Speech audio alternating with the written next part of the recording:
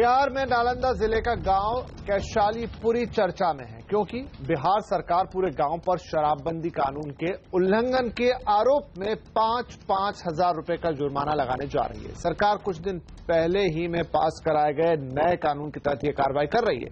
इस कानून के तहत शराबबंदी कानून तोड़ने पर सामूहिक जिम्मेदारी तय की गई है।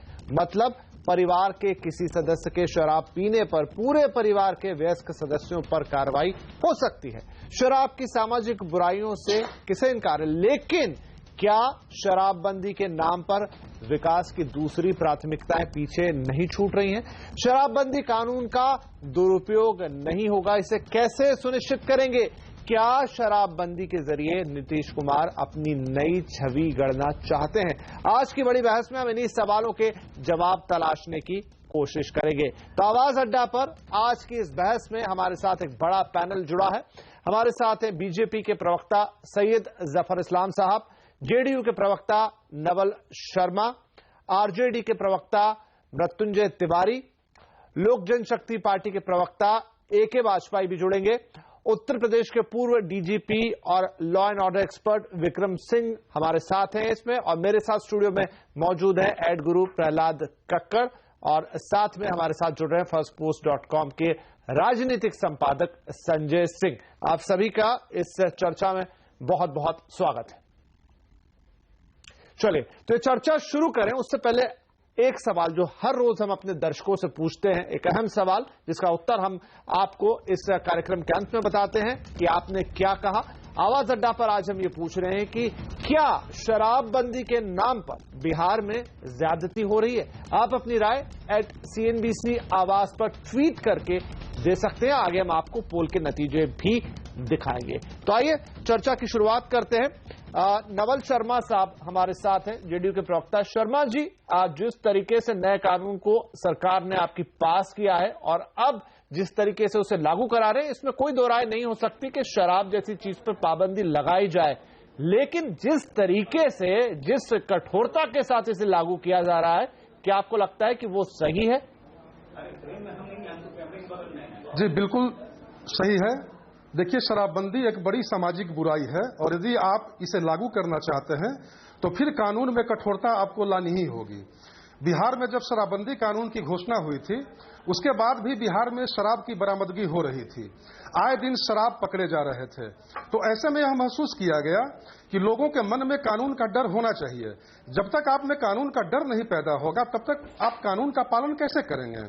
तो राज्य की परिस्थितियों को ध्यान में रखते हुए, ताकि बिहार में पूर्ण शराबबंदी के लक्ष्य को पाया जा सके, बिहार में शराबबंदी के माध्यम से जिन घरों में खुशियां लौटी हैं उनकी खुशियां बरकरार रह सके, इसके लिए हमने कानून को खड़ा बनाया। आप घरों की खुशियों की बात कर रहे हैं। शर्मा जी, माफी चाहूंगा, मैं बीच में रोक रहा हूं आपको। घरे की खुशी बहुत अच्छी बात है कि आप शराबबंदी करें, लेकिन घर के एक सदस्य के पास शराब मिल जाए तो आप पूरे घर को सजा देंगे। गांव में एक आदमी के पास शराब निकल जाए तो आप पूरे गांव को सजा देंगे, और तो और आप उन पे आर्थिक जुर्माना भी लगाएंगे। ये कैसा इंसाफ है? जी बिल्कुल। देखिए, मैं यही बता रहा था, इसको लेकर कई तरह का भ्रम फैला दिया गया है, उसे समझने की आवश्यकता है। जैसे आपने बोला कि परिवार के सारे मेंबर को आप जेल भेज देंगे। जरा बिहार एक्साइज पॉलिसी को पढ़िए। घर के सारे एडल्ट मेंबर मतलब क्या? घर के एडल्ट मेंबर मतलब पति पत्नी और उनके आश्रित बच्चे। इसमें दादा दादी, नाना नानी, चाचा चाची, भतीजा भतीजी शामिल नहीं है। पहले इसको क्लियर कर लीजिए। एक है। दूसरी बात है कि आपने गांव की चर्चा की। मान लिया कि आपके घर में शराब की बोतल अगर पकड़ाई तो किसकी जिम्मेवारी होगी? नहीं तो आप एक मिनट आप कह रहे हैं कि दादा दादी, नाना नानी दूसरे शामिल नहीं है, लेकिन अगर एक कोई पति है वो शराब पी रहा है, अगर उसकी पत्नी और उसके बच्चों को नहीं पता है तो आप उन्हें भी जेल में डालेंगे? ये बात कैसे सही हो सकती है? मैं वही बता रहा हूं, मैं आपकी सारी गुत्थियों को सुलझा दे रहा हूं, थोड़ा धैर्यपूर्वक सुन लिया जाए। मान लिया किसी घर में शराब की बरामदगी होती है, चलिए, अब जिम्मेवारी किसकी होगी? जिम्मेवारी किसकी होगी? सारे लोग जानते हैं कि प्रायः घर के जो पुरुष मेंबर होते हैं वही पीते हैं। अब जिम्मेवारी कैसे तय होगी?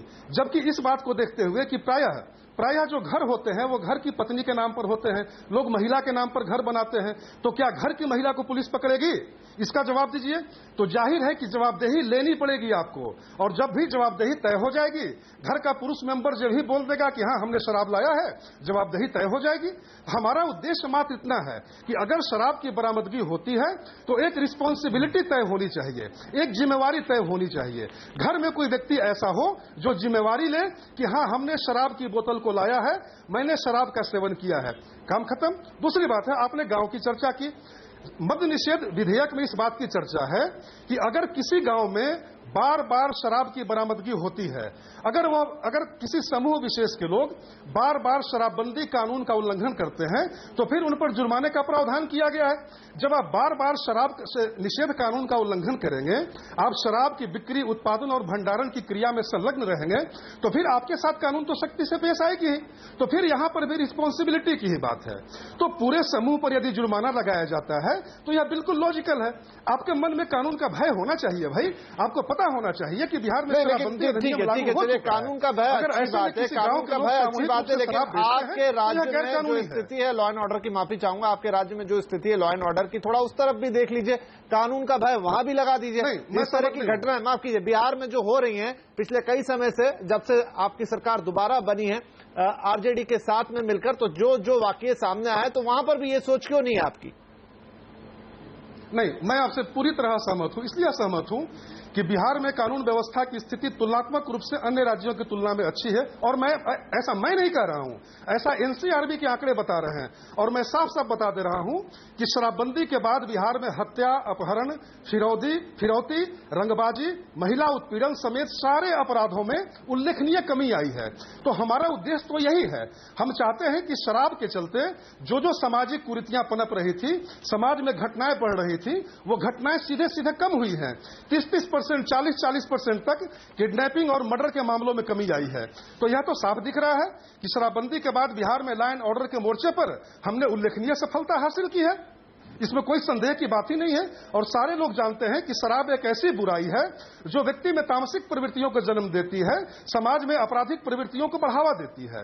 तो जब बिहार में शराबबंदी लागू हो गया तो आप आंकड़े उठाकर देख ले एनसीआरबी के, आपके सामने मामला पूरी तरह साफ हो जाएगा, दूध का दूध और पानी का पानी हो जाएगा कि बिहार में अपराध के मामले में कमी आई है या बढ़ोतरी आई है। वाजपेयी साहब, शर्मा जी बात कर रहे हैं एनसीआरबी के आंकड़ों की और कह रहे हैं कि शराबबंदी एक बार लागू हो जाती है तो बिहार में जो जितना भी आपको अराजकता दिखाई दे रही है, जो सारे मामले दिखाई दे रहे हैं आपराधिक, उन पे पूरी तरह से पाबंदी लग जाएगी। कितने सहमत है आप इनकी बात से? क्योंकि एक शराबबंदी को अगर हम अलग रख दें तो बाकी तो हमें लगता नहीं कि कुछ बेहतर हुआ लॉ एंड ऑर्डर के मामले में। शर्मा जी किसको मिसगाइड कर रहे हैं? ये पैनल पे जितने लोग बैठे हैं ये सब इंटेलिजेंट लोग हैं, किसको ये गलत बात आप सुना रहे हैं? कोई भी कानून जो संविधान के विपरीत होता है कभी पास नहीं हो सकता है। देखिए, एक बात समझ लीजिए, आप पहले बताएं ना कि मैंने कौन सी गलत बात कही। बहुत समझदार मुख्यमंत्री है, लेकिन जानबूझकर उन्होंने इस तरह का कानून बनाया है जिससे कि वो कानून कोर्ट में रद्द हो जाए तो उनको वाहवाही भी मिल जाए, सांप भी न मरे और लाठी भी न टूटे, दोनों काम इस्तेमाल करना चाहते हैं। कभी ऐसा होता है कि कोई आदमी क्राइम करेगा और पूरे गांव को आप सजा देंगे? कहीं इस कानून में कभी क्रिमिनल ज्यूरिस्प्रूडेंस की नाम की चीज आपको मालूम है? क्रिमिनल ज्यूरिस्प्रूडेंस में क्या होता है? एक होती है क्रिमिनल कॉन्स्पिरेसी, एक होती है कॉमन इंटेंशन और एक होती है अनलॉफुल असेंबली। ये तीन सिर्फ फंडामेंटल चीजें हैं क्रिमिनल लॉ में। इनके विरोधाभास में अगर कोई कानून बनता है तो वो कानून सर्वथा गलत है, इलीगल है और जुडिशियल स्क्रूटनी में बिल्कुल भी सस्टेन नहीं करेगा। नीतीश कुमार बिहार की जनता को मूर्ख बना रहे हैं।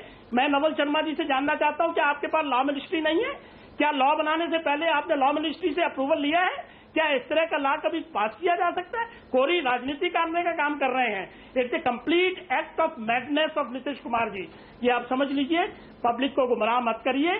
कोई जो आदमी क्राइम करेगा सिर्फ उसको सजा दी जा सकती है, ये नहीं है कि पूरे परिवार को सजा दोगे, पूरे गांव को सजा दोगे। और इस बिहार में क्या करने जा रहे हैं आप?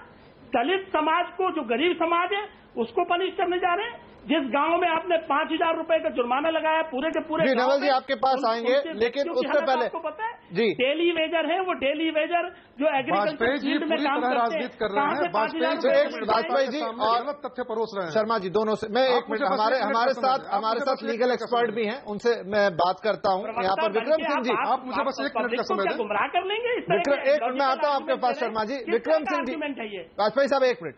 विक्रम सिंह जी, अगर हम इस सरकार के नए कानून को देखें तो 2 धाराएं हैं संविधान की, आर्टिकल 14 और आर्टिकल 21, जो बहुत हद तक लोगों के जो समाज के अंदर अधिकार हैं, जो कॉन्स्टिट्यूशन के तहत अधिकार हैं, और उनको किन चीजों में दोषी ठहराया जा सकता है और उसके तरीके क्या होंगे उसकी बात करता है। तो क्या आपको लगता है कि राज्य सरकार का ये जो नया फरमान है, जो नया कानून है, इन दोनों आर्टिकल्स के थोड़ा विपरीत है, थोड़ा उससे दूर जाकर है? विपिन जी, पहले अगर गौर से आप इनके प्राविधान को देखें तो 1 अप्रैल 2016 से ये कानून लागू हुआ। 1 अप्रैल की डेट को सांकेतिक रूप में न मानें, बल्कि आप अगर ये देखें उसके 20 दिन के बाद IMFL को भी शामिल किया गया। संविधान की सभी जो आपकी स्वीकृतियां हैं, मानवाधिकार और कानून की परिधि में आने वाले, उसका ये सीधे विरोध करती हैं। RDX मिल जाए, लाइट मशीन गन मिल जाए, AK-47 मिल जाए, तो इतनी कड़ी कार्रवाई नहीं होगी जितनी एक रम की बोतल या एक बोतल ठर्रा कर मिल जाने पर है। ये कहां का न्याय है?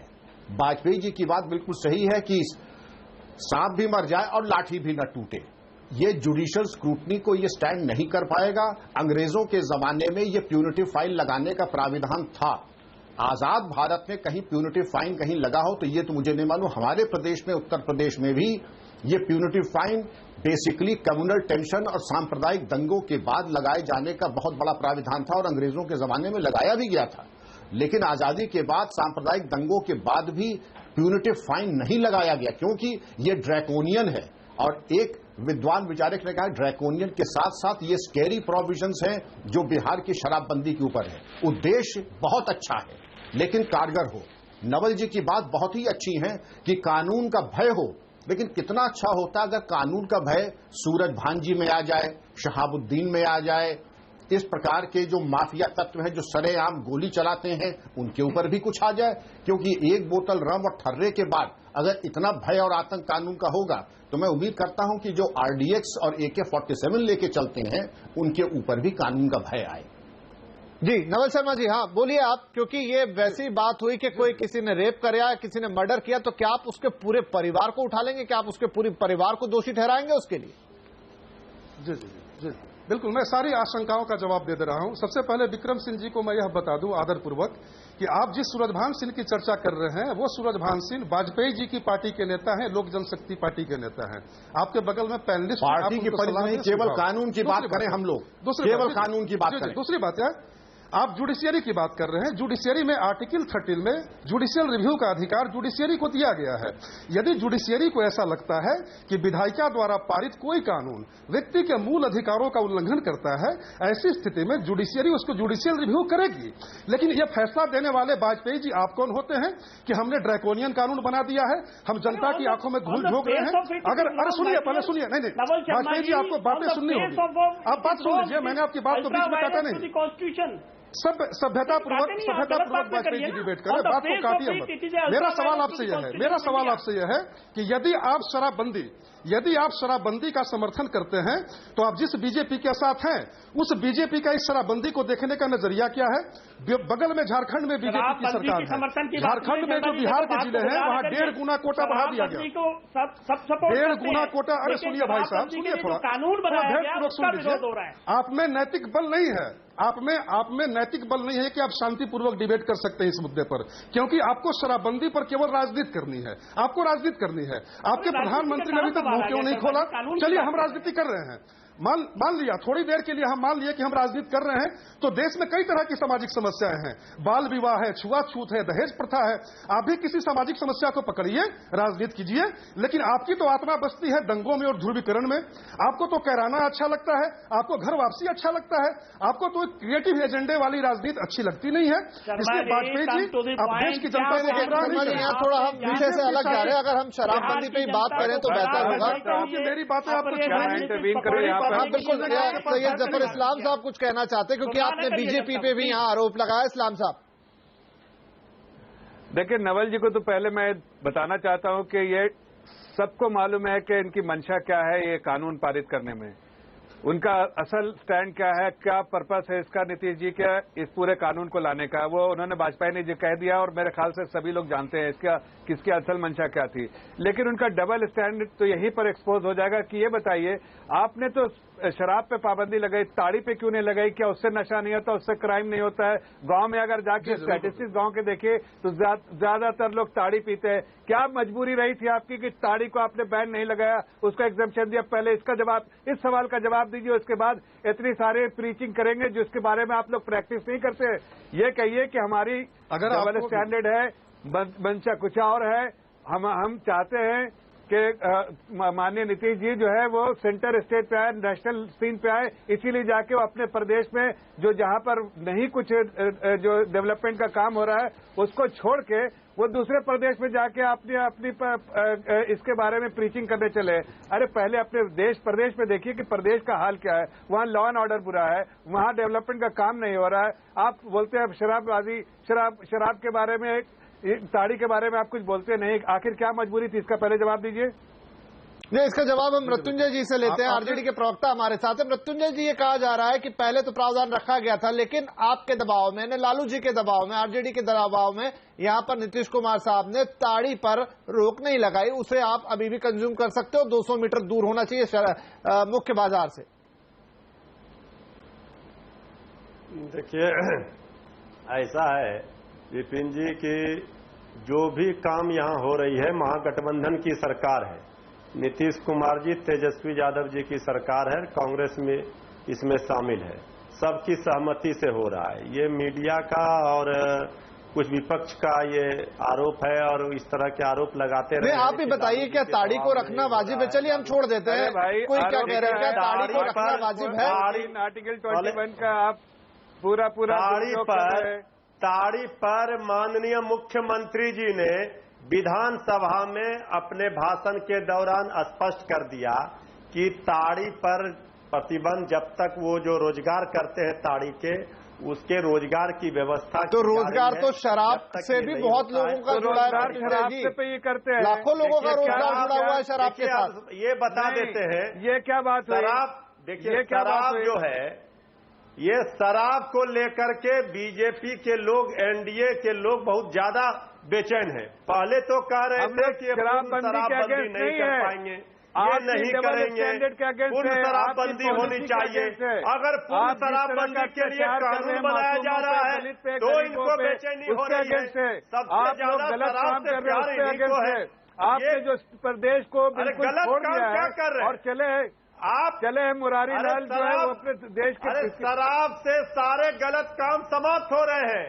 अगर बीजेपी को नहीं दिख रहा है तो ताड़ी पी के सब गलत काम कर रहे हैं जो लॉ एंड ऑर्डर का प्रॉब्लम है। जी, एक बात सीधा सवाल इतना है कि अगर शराब पर रोक तो ताड़ी पर क्यों नहीं? शराबबंदी के तो हम लोग खिलाफ है, ताड़ी के खिलाफ है।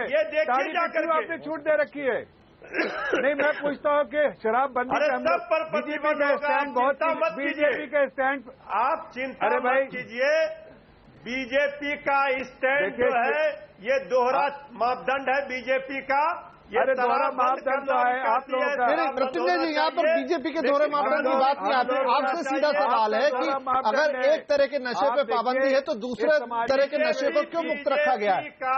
देखिए, ये सोशल इशू है। सोशल इशू को जिस तरह से आप सॉल्व करना चाह रहे हैं वो गलत है। बीजेपी का दुकान बंद हो रहा है। बीजेपी को दुकान बंद हो ना हो, उससे आप पहले ये तो जवाब दीजिए पहले जनता को कि भाई अगर आप कहते हैं शराब के पीने से वहाँ पर बहुत गलत काम लोग करते हैं, तो क्या ताड़ी के पीने से नहीं करेंगे? ये और अगर आपको मालूम है, आपको मालूम है, आप और सवाल एक मिनट इस्लाम साहब, एक मिनट, क्योंकि इस तरह से हम मृत्युंजय जी से वो जवाब नहीं ले पा रहे। मृत्युंजय जी, सीधा सवाल कि अगर एक तरह का नशा यानी कि शराब, उस पर पाबंदी लगी है तो ताड़ी को क्यों छोड़ा गया? भाई, ताड़ी को कहाँ छोड़ा गया है?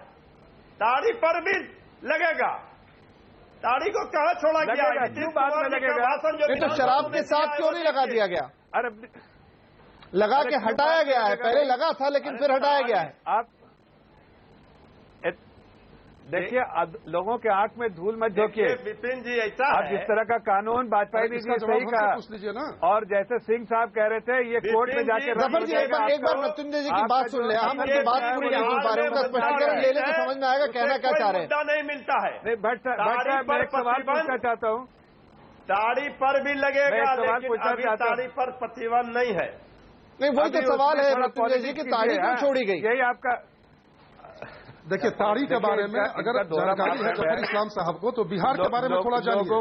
ताड़ी पर 1991 के दिशा निर्देश बिहार में लागू हैं और हम प्रत्येक कार्य को बिहार में चरणबद्ध तरीके से हमने करने का प्रयास किया। पहले देशी शराब, फिर विदेशी शराब। इसी तरह ताड़ी पर भी प्रतिबंध लगाने के पहले हमने ताड़ी के विकल्प नीरा के व्यावसायिक उत्पादन की दिशा में हमने ईमानदारी से प्रयास शुरू कर दिया है।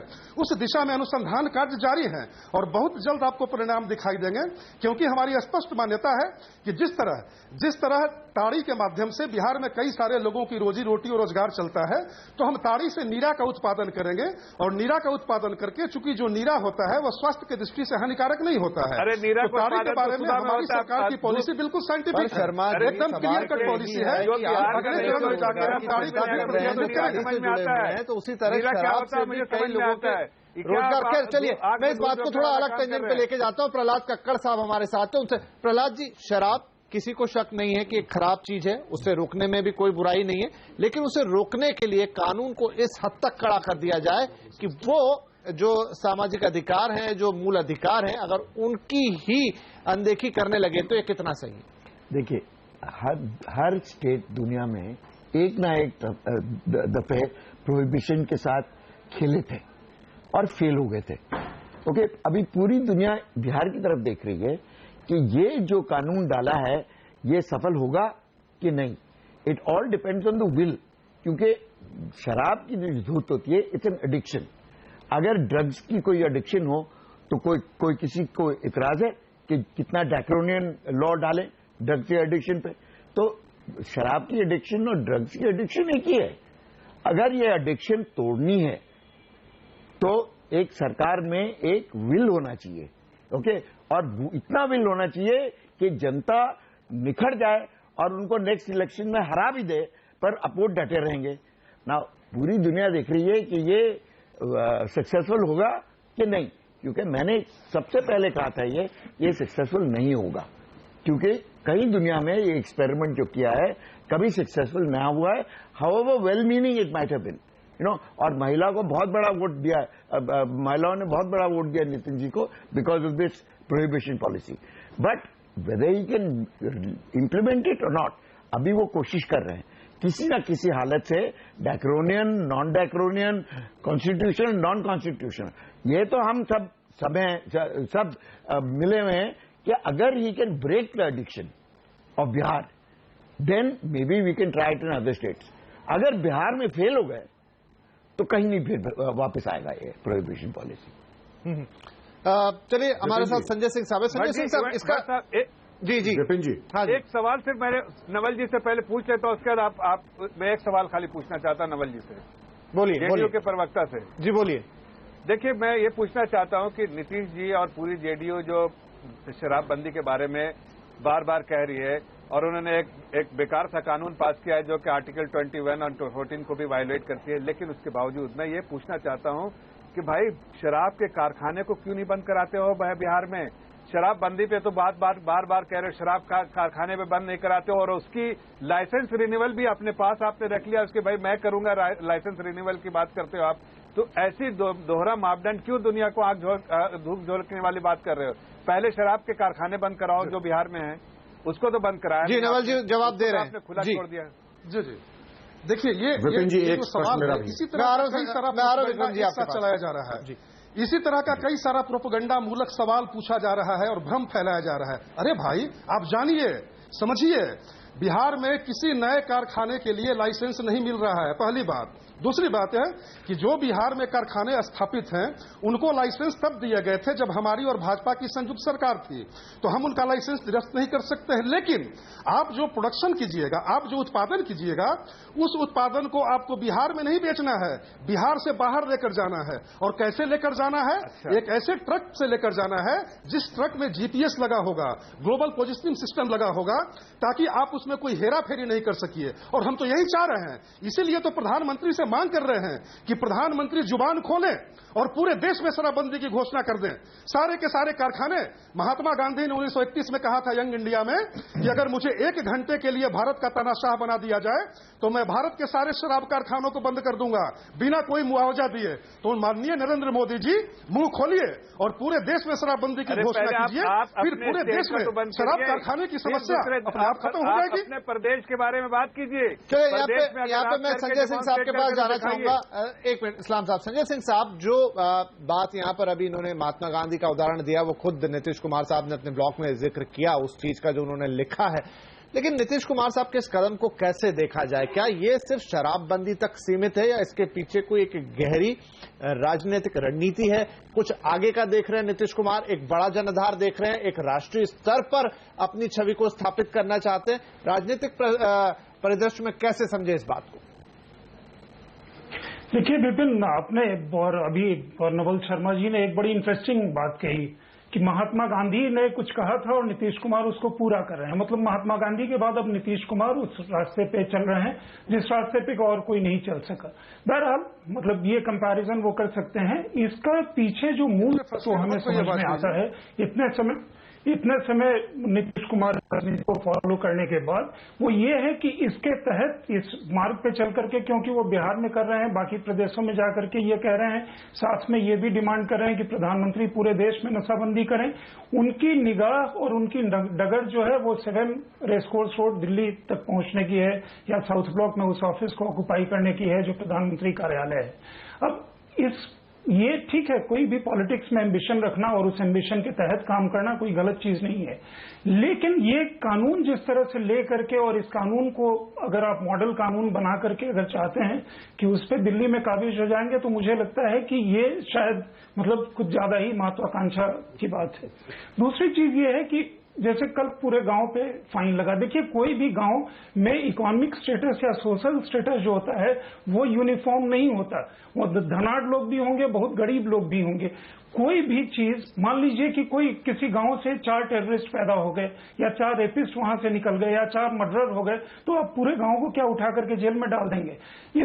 ये जो कानून आया था इसके पीछे मूल क्या था कि महिलाएं काफी परेशान हैं।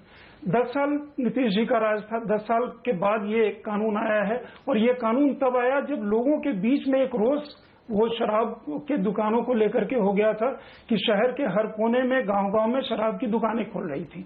अब मान लीजिए आप कोई एक आदमी शराब पीता है, मैं वैसे टीटोटलर हूं, मैं शराब नहीं पीता, लेकिन मान लीजिए मैंने शराब पी ली, तो मेरी पत्नी, मेरे बच्चे साथ में जेल चले जाएंगे। अगर वो महिला जिस वर्ग को आप केटर करना चाहते हैं, वाजपेयी जी भ्रम फैला रहे हैं, वाजपेयी जी भ्रम फैला रहे हैं। मुझे कोई वाजपेयी नहीं बोल रहे हैं, मैं संजय सिंह बोल रहा हूँ, मैं कोई भ्रम नहीं फैला रहा हूँ। नवल शर्मा जी, मैं उस राजनीति को उतना ही समझता हूँ। राजनीति, मैं कोई झूठ नहीं बोल रहा हूँ। आप ये सब चीज राजनीति में बात कीजिएगा, इस तरह की बात आप प्लीज मुझसे मत कीजिएगा। देखिए, दूसरी चीज है, मैं राजनीति फॉलो करता हूँ, आप जेडीयू की राजनीति कर रहे हैं, आपको मतलब जेडीयू को, नीतीश जी को जस्टिफाई करना है, मुझे इसकी कोई जरूरत नहीं है। मैं एक अपना विचार प्रकट कर रहा हूँ यहाँ पे। जिस समय में आप ये करते हैं तो ये कानून किसी भी लीगल स्क्रूटनी को स्टैंड नहीं करता है।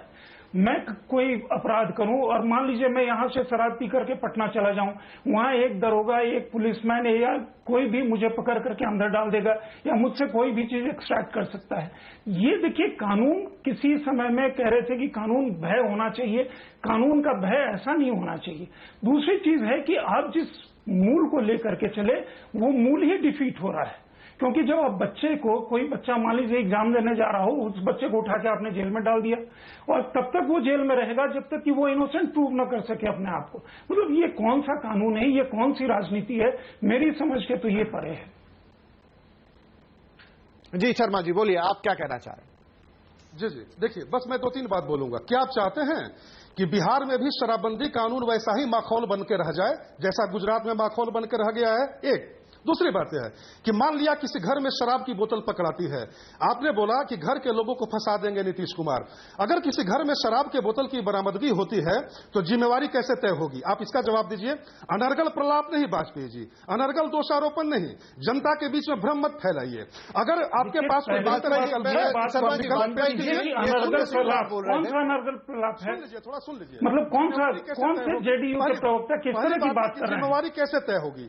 दूसरी बात है, बात हो रही है अगर आपको पुलिस पकड़ती है क्या बात कर रहे हैं? पुलिस के खिलाफ भी जनता को अंधा कानून लेके आए यहाँ पर। नवल शर्मा जी, मनमाने तरीके से काम नहीं कर सकता है। नवल शर्मा जी, एक मिनट, एक सीधा सा सवाल है। एक बात मेरी भी सुन लीजिए। एक मिनट, आप कह रहे हैं कि अगर किसी घर में शराब मिलती है, उसमें पत्नी है, वयस्क बच्चे हैं और पति ने वो शराब पी है और वो मान लेगा तो हम बाकी लोगों को छोड़ देंगे, लेकिन जो आप अधिकार दे रहे हैं पुलिस के हाथ में कि आप तीनों को कस्टडी में ले सकते हैं, इसी से तो दिक्कत है। ये कानून कैसे बन सकता है? नामुमकिन। कानून के पीछे देखिए, अगर कानून से आप किसी एक लाइन को उठा लेते हैं और उसी एक लाइन की आप चुनिंदा व्याख्या करेंगे तब तो कानून के तो व्याख्या तो यही है। चुनिंदा क्या है इसमें? इसमें तो आप इतना अधिकार दे रहे हैं कि हर कोई ब्लैकमेल करता फिरेगा किसी को भी। जफर इस्लाम साहब, नहीं, मैं देखिए कानून की मूल भावना को समझने की आवश्यकता है। जिम्मेवारी तय करें। नवल शर्मा जी, और अगर पुलिस अधिकारी गलती करेगा तो उसके लिए भी जुर्माने का प्रावधान किया नवल शर्मा जी, आपने ऐसा अंधा कानून बनाया है कि वहां पर जो कानून के रखवाले, आप देखिए कोई पुलिस ऑफिसर स्टेशन, वो अंधा कानून गुजरात में जो है वहां जाना नहीं चाहता है। अंधा कानून नहीं है। नहीं, वो आपके जो पुलिस ऑफिसर जो है जहां पिज्जा की तरह होम डिलीवरी गुजरात में हो रही है, पहले गुजरात को सुधारिए। नहीं, पहले आप ये तो सुनिए, हम तो शराबबंदी के खिलाफ है।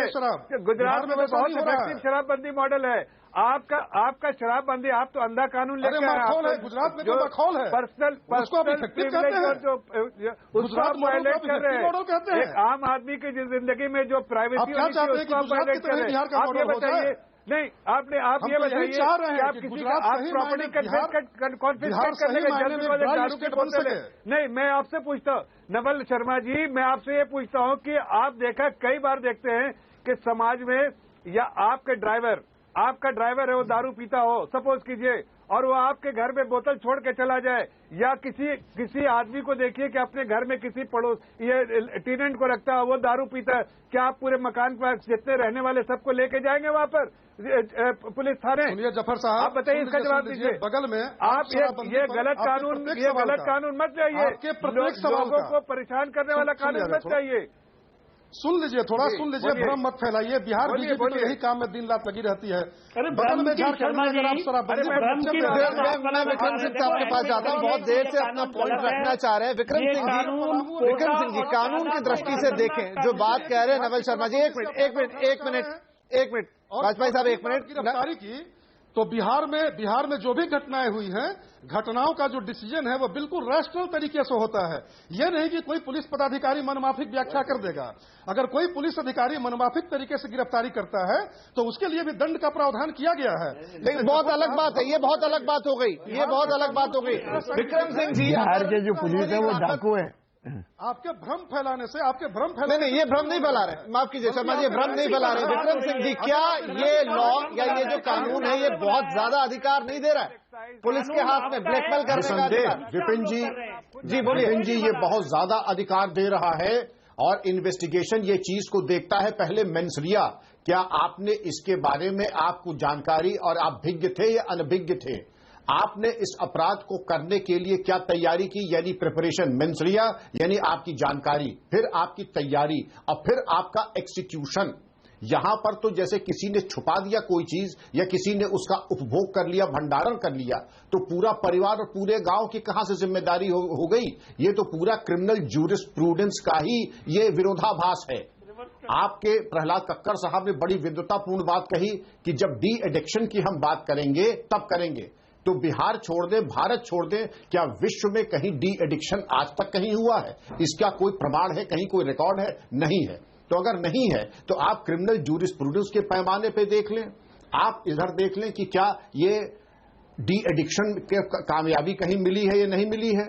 और रही बात शराब की फैक्ट्रियों की, हो सकता है कि कभी साझा सरकार रही हो, उसने अनुमति दे करके डिस्टिलरी लगाई हो, लेकिन डिस्टिलरी अगर आज तब लगी थी तो आज उसको बंद करने में उसमें कोई लीगल कोई बैरियर नहीं है, और अगर आप में इच्छा शक्ति है तो वो बंद की जा सकती हैं। जीपीएस लगाने से मात्र आप ये तय कर सकते हैं कि ट्रक का मूवमेंट ए से बी हुआ, लेकिन कहां से कितनी शराब की निकासी हो गई उसी ट्रक में से और क्या उसके साथ छेड़छाड़ हो गई, ये जीपीएस नहीं बता सकता है। और इसके बारे में आपको और ज्यादा सतर्क रहना होगा। क्रिमिनल जूरिस्प्रूडेंस के बिल्कुल विपरीत है, यानी AK-47 मिल जाए तो भी आप ये नहीं कर सकते जो कि एक बोतल शराब मिलने पर यह चीज संभव है।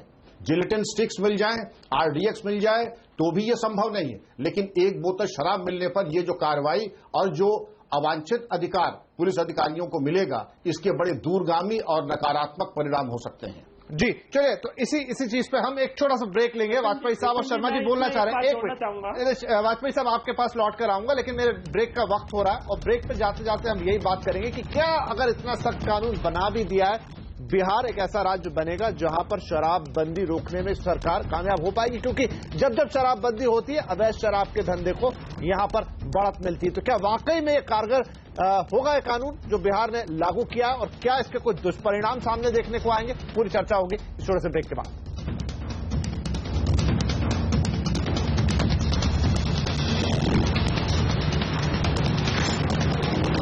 आवाज अड्डा में आज बहस हो रही कि क्या बिहार के अंदर जो नया कानून लागू किया गया है और सख्ती से लागू करने की बात हो रही शराबबंदी के, क्या उसके कुछ दुष्परिणाम आएंगे? क्या वो लोगों को सताने का कानून तो नहीं बन जाएगा? हमारा पूरा पैनल हमारे साथ है। प्रहलाद जी, जब भी सप्रेस करने की कोशिश की जाती, सख्ती के साथ किसी चीज को बहुत करने की कोशिश की जाती, तो वो उल्टी और बढ़ने के भी चांसेस रहते हैं। तो क्या ये खतरा बिहार में भी होगा? और वर्ल्ड वाइड इसके कोई उदाहरण है कि जहां कोशिश की गई और फिर परिणाम निकल के आया? ओनली आंसर टू एडिक्शन, सिर्फ एक आंसर है, वो एजुकेशन है। अब रशिया देखिए, before Russia became part of before the communist rule, there was massive addiction, क्योंकि दारू बहुत सस्ता था, वोडका सबको मिलता था और बहुत आराम से मिलता था। जो डिप्रेशन था लोगों को, क्योंकि it was a draconian totalitarian regime, वो सिर्फ दारू में निकलता था। तो एडिक्शन, नेशनल लेवल एडिक्शन इतनी बुरी हो गई थी कि जब तक वो सरकार हटी नहीं और एजुकेशन और काउंसलिंग नहीं आया, तब तक it became a major issue in terms of the country. This is one of the biggest issues in Russia at one time. अभी नहीं है इतनी, अभी कम हो गई है क्योंकि काउंसलिंग है, एजुकेशन है। मुझे ये नहीं समझ में आता कि हिंदुस्तान में अपनी एनर्जीज आप भला करने के लिए लोगों को समझाएं, तो थोड़ा एजुकेट तो करें। वो नहीं कर रहे, डंडा लेके खड़े हो गए। अब डंडा लेके खड़े हो गए, it will only work up to the point where it works. When it stops working, आपकी क्रेडिबिलिटी जाएगी। तो नीतीश कुमार की जो चाल है, जो गैम्बल है कि मैं प्रोहिबिशन लाऊंगा, महिलाओं को वोट, सिंपैथी वोट लूंगा, okay, if he fails he will fail in his prime minister bid, and that is a big failure.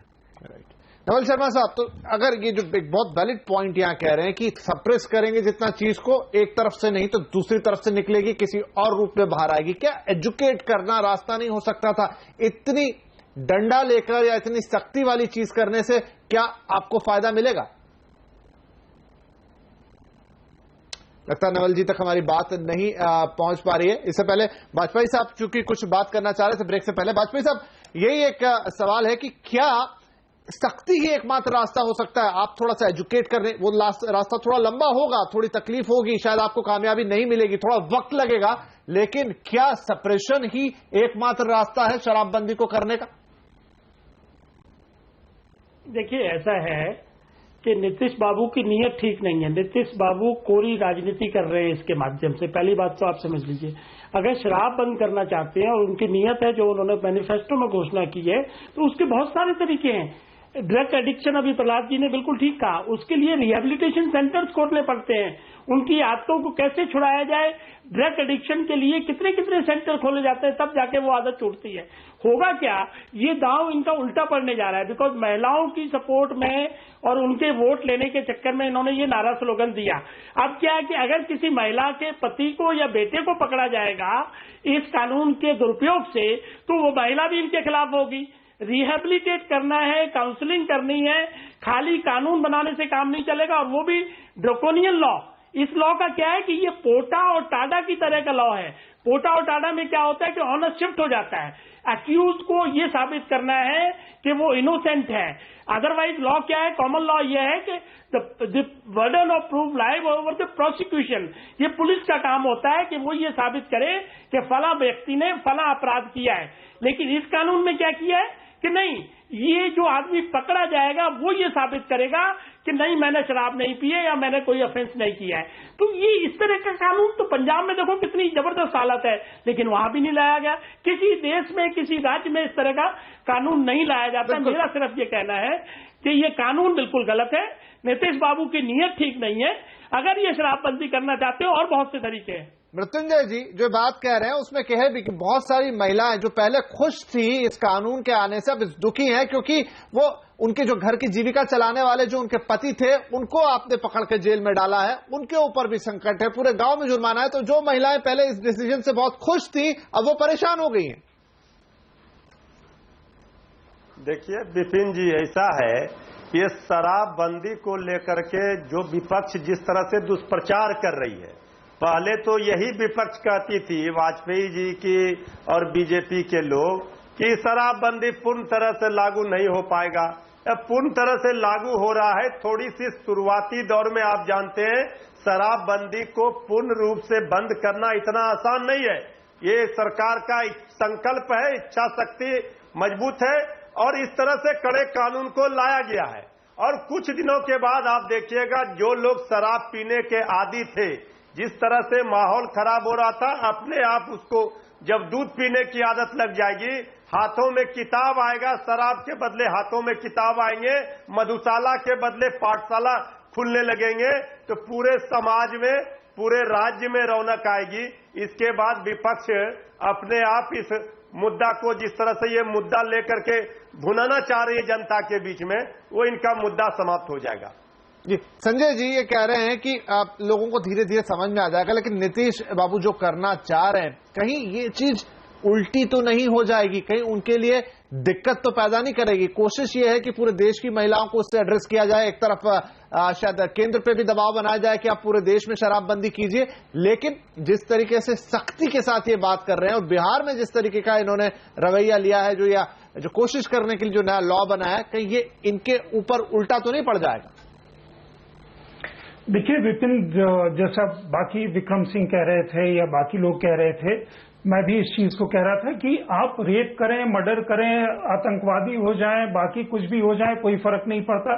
आपके पास अगर शराब की बोतल मिल जाए तो आपको सजा उससे बड़ी है। भारतीय समाज में अगर आप देखेंगे तो पति पत्नी में मूलतः घर में कितने भी झगड़े हो जाएं, महिलाओं का प्रेशर था, क्योंकि जिस तरह से दुकानें पिछले 10 साल में खुली थी, मतलब मैं पिछला जब चुनाव कवर करने गया था तो हर जगह हमें ठेके दिखते थे और गांव के अंदर लोगों के बीच में काफी इस चीज को लेकर के रोष था। वहां तक सही है, लेकिन जब उसका पति इसके कानून के दायरे में पकड़ के जेल चला जाएगा, जब वो खुद जेल चली जाएगी, जब उसका बच्चा जेल चला जाएगा, तो वो महिलाएं उसके अगेंस्ट होंगी। वो मुझे लगता है कि एक सेल्फ डिफिटिस्ट पर्पस है। दूसरे कोई भी क्राइम का पनिशमेंट जो होना चाहिए क्राइम के कमेंसुरेट होना चाहिए ना। मतलब अगर कोई रखे या कोई किसी के पास धोखे से रख दे या किसी सिपाही को या किसी दारोगा को आप इतनी ताकत दे दें कि वो किसी को भी जब चाहे परेशान कर सके। कानून अंधा हो सकता है लेकिन डंडा कानून नहीं हो सकता। मतलब ये एक जो डिस्टिंक्शन है वो डिस्टिंक्शन तो मेंटेन किया ही जाना चाहिए। समस्या ये होती है जब किसी चीज को लेकर के उस कानून को इस तरह से आप बनाते हैं और उसके दम पे आप चाहते हैं कि हम राजनीति ऐसी करें कि देश भर में हमारा नाम हो जाए और हम देशव्यापी मतलब राजनीति में प्रचार करेंगे और उससे कहीं और भी जाकर के पहुंच जाएंगे। समस्या फिर वहां जाकर के खड़ी हो जाती है। क्योंकि देखिए अगर ऐसा होता, जैसे बाकी अभी कुछ समय पहले वो जेडीयू के प्रवक्ता कह रहे थे कि 40% जो वहाँ अपराध था वो कम हो गया। तो 10 साल में नीतीश कुमार सुशासन बाबू इसलिए जाने जाते थे क्योंकि उन्होंने अपराध पे कंट्रोल किया था शुरू के सालों में। अब मान लीजिए कि इस तरह से हम ये समझे तो कुछ दिन में वहाँ पुलिस की जरूरत नहीं होगी बिहार में, क्योंकि जब पूरी शराबबंदी हो जाएगी और जो हमें अभी तक समझ में आ रहा है डिबेट से कि सारे अपराध की जड़ जो है वो शराब है, तो किसी भी तरह का क्रिमिनल उसकी जरूरत नहीं होगी, जो डिस्प्यूट होगा वो सिविल डिस्प्यूट होगा। तो अगर ये कोई परिकल्पना है तो मुझे लगता है वो परिकल्पना मतलब किसी वास्तविकता से परे है। जी, विक्रम सिंह साहब कुछ कहने जा रहे हैं और आपने पुलिस की भी बात की, तो पुलिस के भी किस्से सुनने में आ रहे हैं कि अभी 10 पुलिस कर्मियों को सस्पेंड किया गया है। 200 ऐसे निवेदन आए जिसमें पुलिस वालों ने प्रमोशन लेने से ही मना कर दिया, क्योंकि जिन 10 लोगों के सस्पेंशन हुए उस इलाके में बस बर्तन पाए गए थे यहां पर शराबबंदी के। विक्रम साहब, आप इसमें कुछ ऐड करना चाहेंगे, क्योंकि पुलिस भी शायद इससे परेशान हो गई जिस तरह से कानून लागू किया गया है। पहली चीज विपिन जी देख लीजिए क्या व्यवहारिक है और क्या अव्यवहारिक है। जो व्यवहारिक है ये है कि जो आपका एक्साइज एक्ट है वो भी काफी समग्र है और काफी व्यवहारिक है, लेकिन इस प्रकार के कानून जिसके अनुपालन में हमारी ही नौकरी चली जाए, हमारे ही ऊपर प्रश्न चिन्ह निरंतर लगते रहें, हमारे पॉलिटिकल बॉसेस को एब्सोल्यूट पावर हमारे पर मिल जाए, जो भ्रष्ट और अकर्मण कर्मचारी हैं वो ईमानदारों को साइडलाइन करा दें, तो जाहिर है कि ऐसे पुलिसकर्मी ये कहेंगे कि हमें थाना अध्यक्ष पद पे न रखा जाए क्योंकि ये काम हम कर नहीं पाएंगे। सीधे शब्दों में उनका ये कहना है ये इतना अव्यवहारिक है कि हम इन परिस्थितियों में नौकरी नहीं कर पाएंगे। और ऐसे में आप ये स्पष्ट देख लें आपकी इच्छा शक्ति क्या है, और आप करना चाहें शराबबंदी बहुत अच्छी बात है, लेकिन कहीं पे निगाहें और कहीं पे निशाना, तो ये दोहरे मापदंड नहीं चल पाते हैं। जी मृत्युंजय जी, एक प्रश्न यहाँ पर और है, वो ये है कि शराब से क्योंकि कई राज्य सरकारों की बड़ी आय होती है, अब चूंकि आपने शराबबंदी की है तो आय की कमी हो गई, लेकिन आप दूसरी जगह वो टैक्सेस का बोझ डाल रहे हैं क्योंकि आप लोगों को तनख्वाह नहीं दे पा रहे हैं। तो क्या लोगों पर इस तरीके से आर्थिक बोझ डाल के शराबबंदी को लागू करना ठीक है? नहीं, देखिए, आर्थिक बोझ का सवाल नहीं है। अगर शराब के कारण या शराब से जो राजस्व की प्राप्ति सरकार को हो रही थी उसकी भरपाई के लिए अगर थोड़े से ये किए गए हैं, आपने देखा होगा जिस तरह से टैक्सेस बढ़ाए गए हैं, पेट्रोल और डीजल ये 1 रुपये महंगे हुए हैं 70 पैसे, तो इसके लिए पूरी जनता बिहार की समर्थन कर रही है इस बात को लेकर के। लेकिन कुछ लोग अगर बेचैन हैं और उनको अगर इसमें भी राजनीति करनी है तो फिर वो करते रहे। जनता ने पिछले विधानसभा चुनाव में भी आपने देखा। ये तो प्रश्न है जो वाजिब है, जो पूछना बनता है।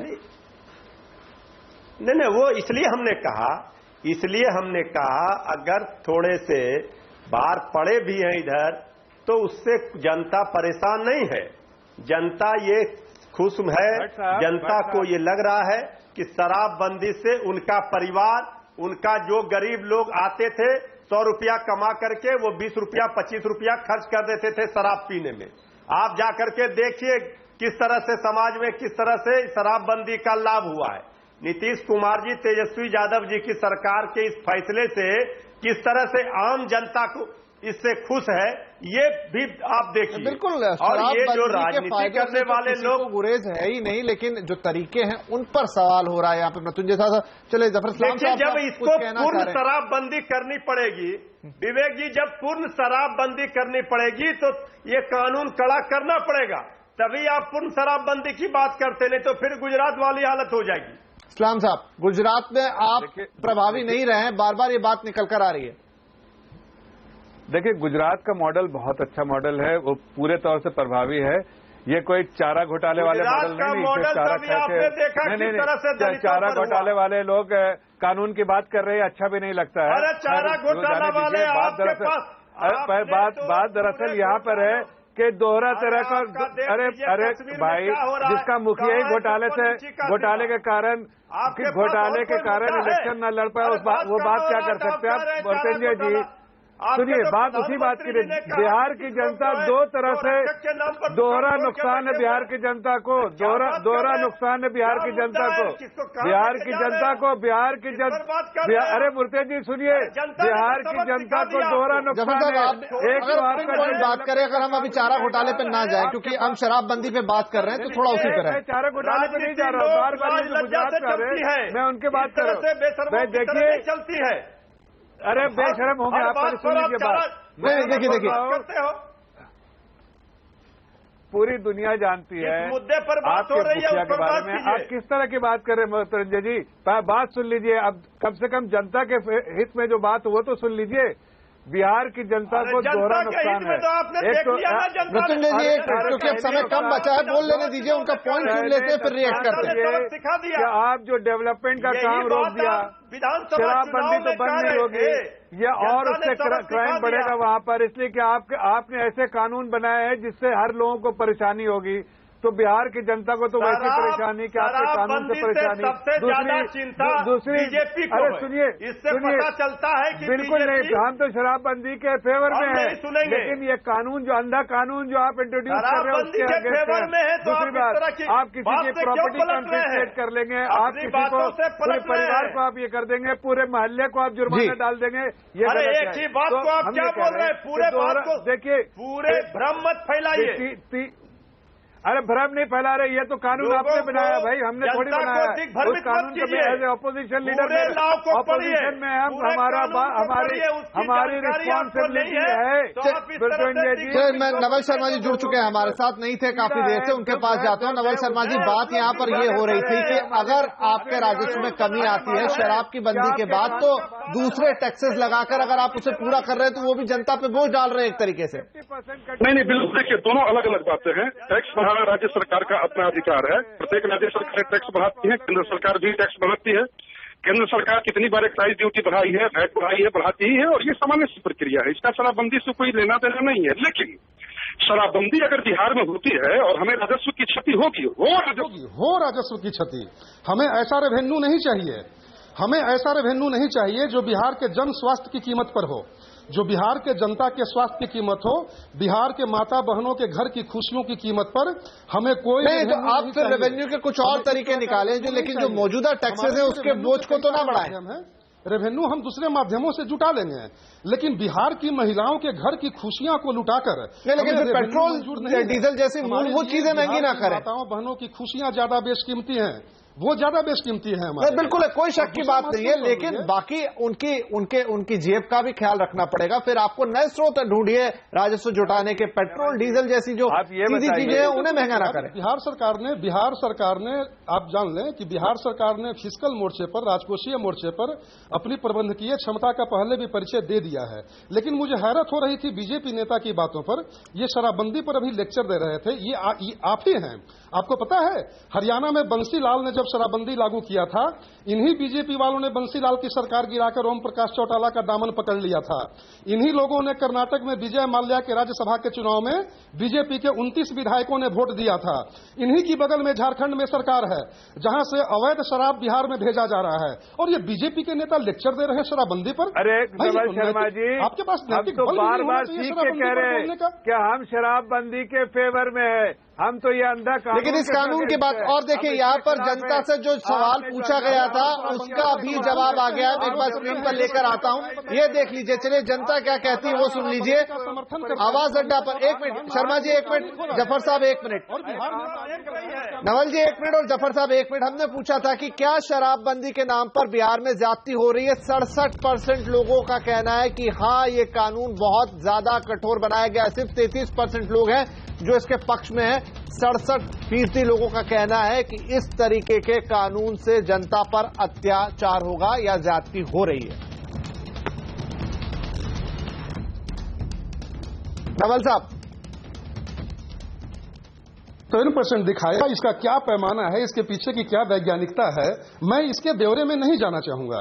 बस मैं एक ही बात बताऊंगा कि अगर बिहार में शराबबंदी को देखना है तो बिहार में आइए, घूमिए और देखिए कि लगता है नवल साहब से चलिए यहां पर चूंकि समय भी समाप्त हो गया है, लेकिन कुल मिलाकर बातचीत में पूरा यही निकलता है कि शराबबंदी से किसी को गुरेज नहीं है। शराब का बंद होना समाज के लिए अच्छी बात है, लेकिन उसे बंद करने के लिए अगर कानून का दायरा इतना बड़ा हो जाए कि वो संविधान के दायरे से बाहर निकले या लोगों के मूल अधिकारों से बाहर निकले, तो शायद वो चीज सही नहीं होगी। नीतीश कुमार हो सकता है आगे जाके इसका एहसास करें या आगे जाके इस कानून में कोई बदलाव होता हुआ हम देखें, लेकिन किसी एक के शराब पीने से पूरे गांव को सजा देना या पूरे परिवार को सजा देना, ये निश्चित तौर पर शायद मान्य ना हो और लोगों के हित में भी ना हो। चलिए इस चर्चा को यहीं समाप्त करेंगे। आप सभी का इस चर्चा में शामिल होने के लिए बहुत धन्यवाद।